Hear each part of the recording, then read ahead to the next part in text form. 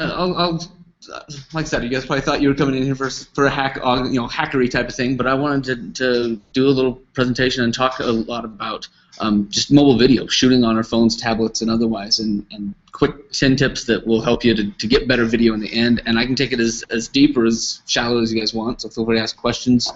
I myself have been shooting editing video for 15 plus years. I teach up at Weber State, teach digital media up there, and consult with a lot of different companies on there, creating social content. I'm also a second-time beard grower. This is about 3 or 4 weeks in, so I'm so far so good. You're missing the parts right here, though. Yeah, those will never come in. So. Anyway, so yeah, I'm excited to share some of these things again. They're pretty simple, and some of you will be like, "Yep, I've heard that one. I know that. I remember that." So hopefully, if you have any questions or if you have anything that I can enlighten you with, just let me know. I would be happy to share. I created a quick little prezi that will kind of walk us through the good parts, and maybe I'll just kind of run through the 10. And again, if you have questions, we can hit some of that at the end. Sounds good. Okay, great. This is as hackery as I get, right? Once I tried to learn to code, this is what I fall back to. So. All right, shooting better mobile video. First one I think is one of the main things that I like to share in the mobile video world is VBS. You've probably seen it. You're probably aware of it. In fact, I bet a lot of you are, but I've never found a video better than this one to explain it.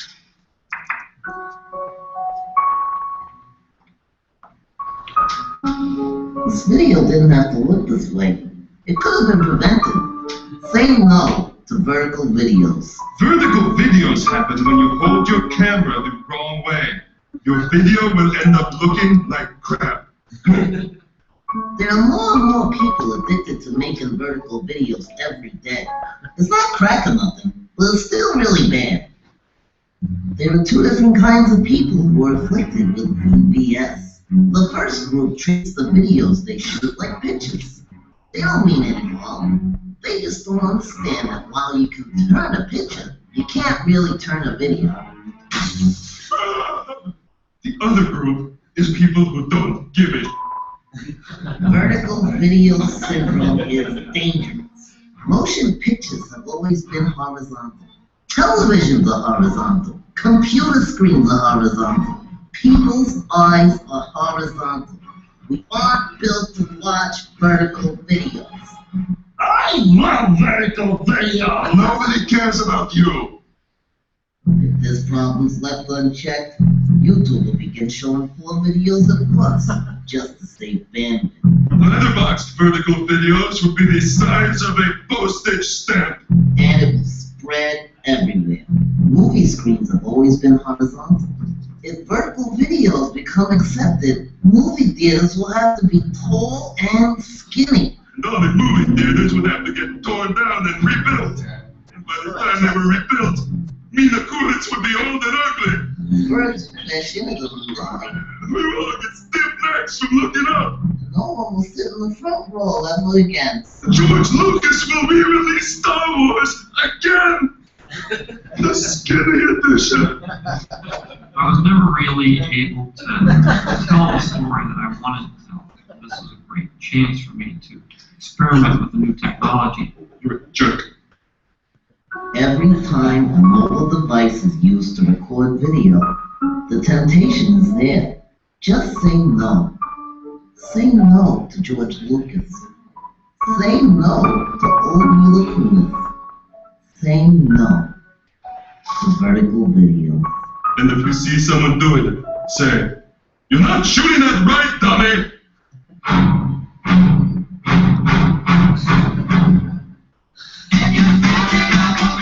So there you are. That's as good as it gets. I even sometimes, if I shoot, just a couple weeks ago, I shot a woodpecker who was on a vertical pole, and I knew it was going to my Facebook feed, but I shot it vertical, so I wanted to make, I wanted to get the pole. Anyway, I have students galore that just comment on that Facebook feed like, "Drew, you said no vertical video," and it's true. It's true. I sent.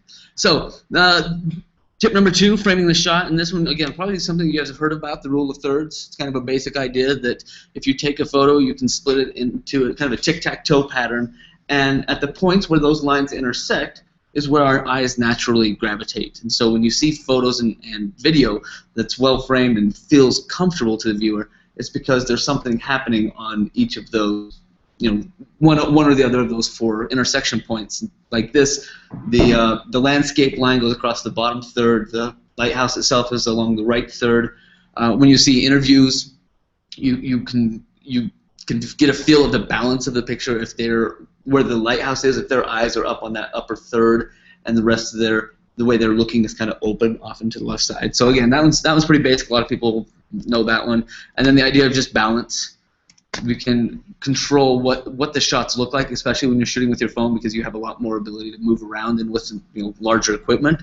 But you can see that the shot on the left is far more balanced, even though it has a long and skinny piece and a tall and tall and skinny piece on one side. It still feels more balanced than if they're too close together or if they're off to one side or another. So balance doesn't mean symmetry. It just means that whatever is weighted in the image or in the video are similar weights, and that goes for everything, not just size and shapes, but colors as well. So again, quick and dirty. This one, and I probably should have rearranged some of these, but one of a lot of people don't think about when they're creating videos, even for them on their mobile devices, is who is that video for? So how do you get to know your audience? How do you know if it's for, like I said, I knew my video of my woodpecker was going to the Facebook feed, which is my friends and family. It didn't matter to me if it was horizontal or landscape or vertical. That didn't matter to me.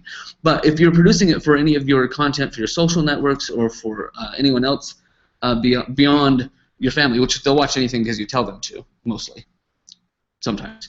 So things to think about with your audience is to know who's watching it. And that's the standard marketing stuff in a demographic. But then when you think about where they're watching it, you've got to think as well. What device are they watching it on? Are they going to watch this on their mobile device? Are they going to watch this on a laptop? Where are you trying to catch them to watch the video? And that helps to know how you're going to shoot it and how you're going to create that piece. Also knowing when they'll watch it, if they're going to watch it. In the middle of a Facebook feed, is this something that they're going to be kind of surfing through and you're hoping to catch them and get their interest to watch it for a few minutes? Or is this something that you have a captive audience, that you know that even if you make a 20-minute talking head video, they can't go anywhere? I often do that for class because they can't go anywhere and I can get all my information across without having to make it jazzed up and flashy. So know what you're producing and know what they want. Know what your audience is looking for. So again, just a couple of questions to ask before you get started. If you're making, for instance, a quick testimonial, let's say you got a customer, you have a chance to meet with them in their office, and they love your product, and you want to grab a quick video for your website or for your social feeds, and maybe for a blog post that just says, here's what we've been happy with the product we've been using from so and so. If you know that beforehand, you know exactly how to produce it, how much production needs to go into it, and that's going to help make some decisions for you. One thing that we always have to remember on the audience part is that where are they watching it? If they're going to watch it in a movie theater, then watching a minute and a half or even 2 minutes of a talking head that's cropped in real tight, like head to forehead to chin, gets really intense in a movie theater for that long. On a mobile device, that's normal. You expect that because what you're seeing is this big and it's not as intense, but it's good detail because you've zoomed in that much to see it. So know your audience. And then this one, I think we tend to forget this often, but get solid shots. With mobile devices, you don't have a whole lot of tripod options. And if you've got a tripod, chances are you also have a much better video camera.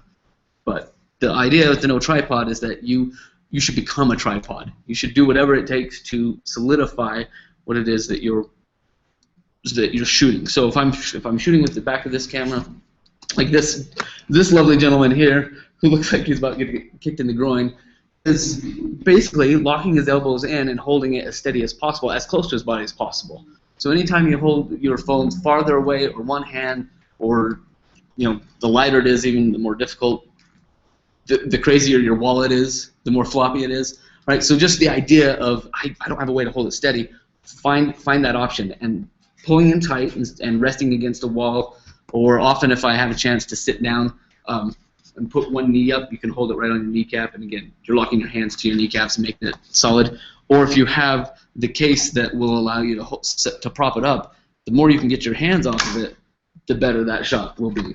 So I'll often set up and do interviews or anything that I'm doing mobile with the case, and using whatever else I have to kind of prop it up to get that more steady shot. because the more you can get your hands off of it, the more enjoyable it'll be. One of the things that really turns people off from videos, except for your family, again, family and friends usually plow through, but it's that shaky video. If it's not consistent, if it's not solid, it really can get in the way of enjoying a nice video. So if you know what your shots are going to be, and you know you're doing it especially for business purposes, then take an extra second or two and hold it steady.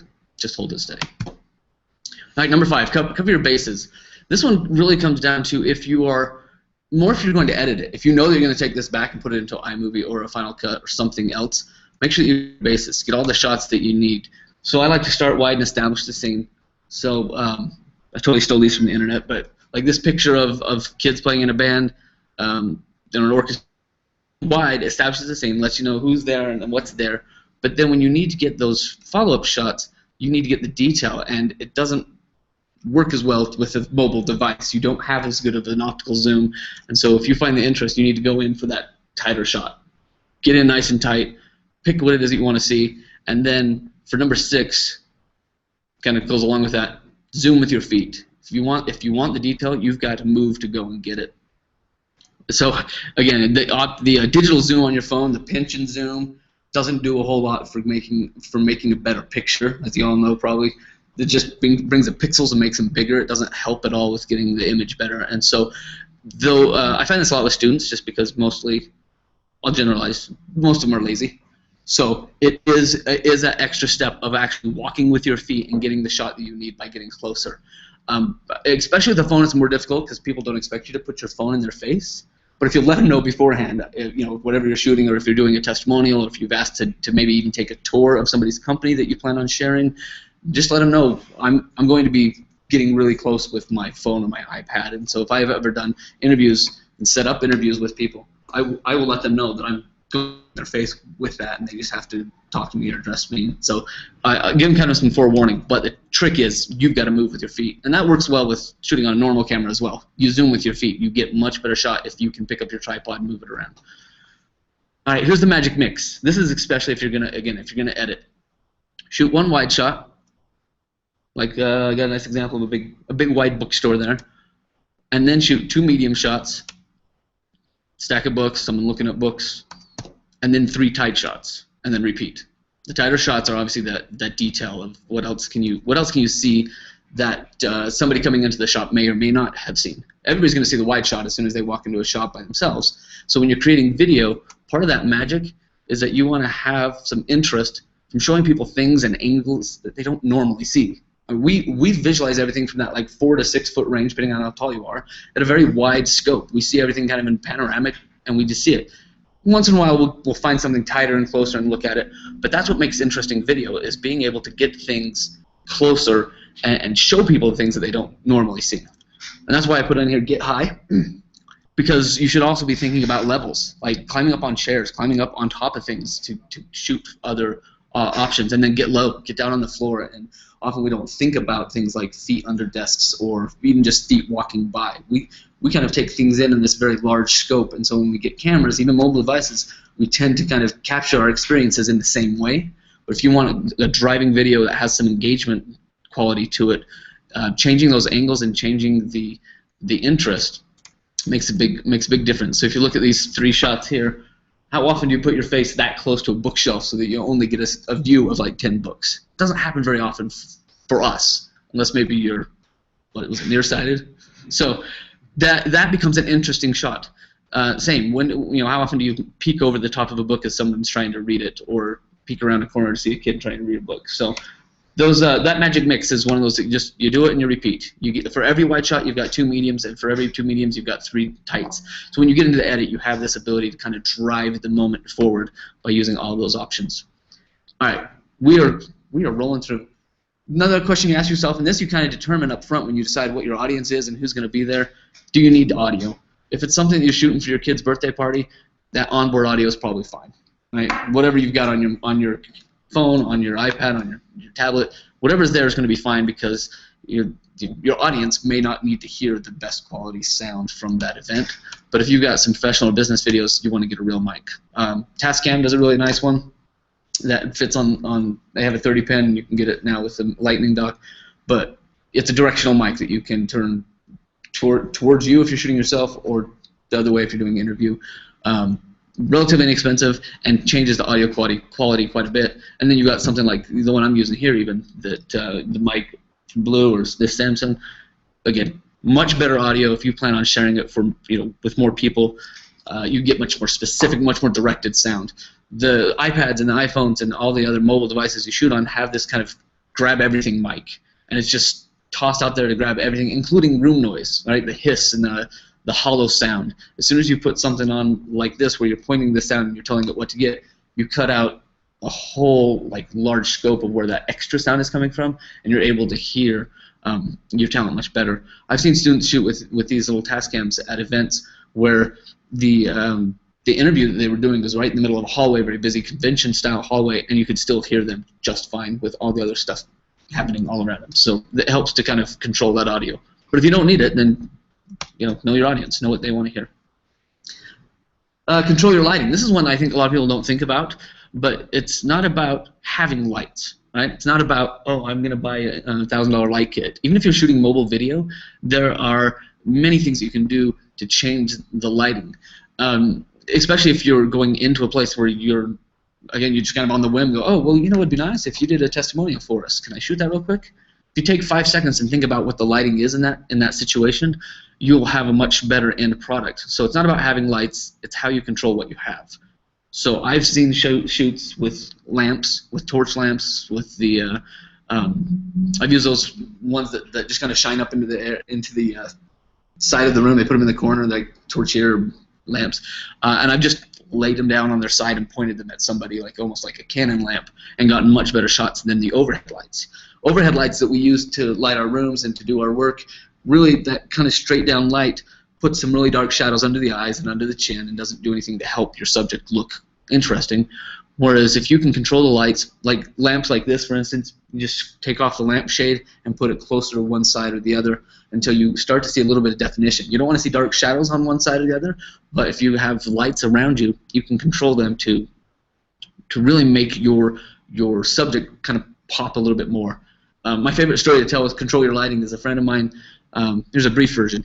He flew to Croatia to shoot a video for BYU TV with a student, and the plane lost his lighting gear. So he showed up in Croatia with his camera, tripod, and nothing else. And he still shot a dozen interviews before they found the checked baggage. He shot a dozen interviews using this exact method, where he just understood how lighting worked. So he put people near doorways, he put people outside as often as possible. He had white poster board or whatever he could find to bounce light back into the face. He just understood where the light needed to come from and how to control it.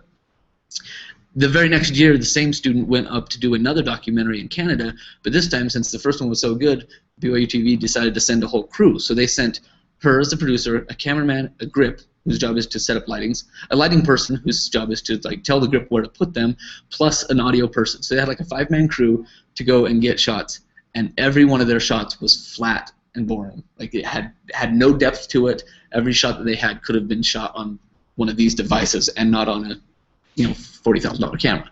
Why? Because of the lights. It is the biggest difference in amateur video and professional video. Just controlling it, just knowing where it's at. So if you're shooting outside, just tip 9B, if you're shooting outside, avoid noonday. Try and get stuff earlier in the morning or in the afternoon.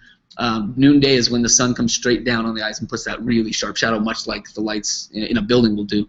In the early morning and the late afternoon, you have the angle of the light that would be ideal for if you were setting up your own lights, so you can do the same thing. And then to wrap up, I've got a little bit here that I like to call shooting the ins and outs, especially if you're going to edit your shots again. This makes it much easier.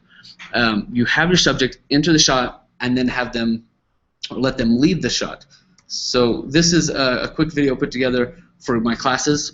If you're interested in this stuff, I have a full playlist of a dozen or so of these videos that kind of walk through 10 minutes of storyboarding and 20 minutes of how to shoot better with your cameras. This one, see if it'll start in the right place. Nope. This is one that I created to explain to students. Oh, and I memorized what time it was supposed to be, and it's not showing me the time code. But I'll explain to you this ins and outs. Especially even if you're not editing, you can shoot something on your phone with